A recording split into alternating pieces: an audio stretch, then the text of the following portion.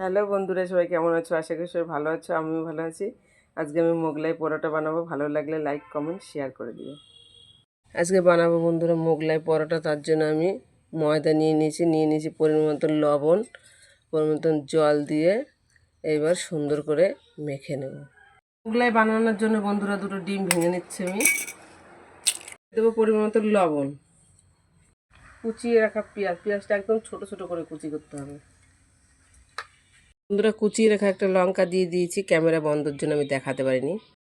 ময়দাটা আমি ভালো করে মেখে নিয়েছিলাম, এবার আমি 3টে লেচি কেটে নেব।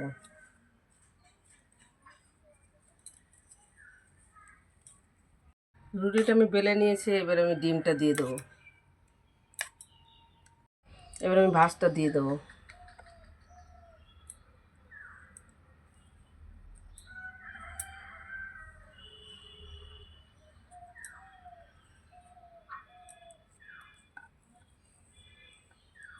এবার আমি ভেজে নিচ্ছি। তেলটা আমার গরম হয়েছে, মোগলাইটা আমি ভেজে নেব। আমি বন্ধুরা এভাবে ভেজে নেব। একটা আমার ভাজা হয়ে গেছে, আমি তুলে নিচ্ছি। মোগলাই পরোটাটা এবার আমি কেটে নেব বন্ধুরা।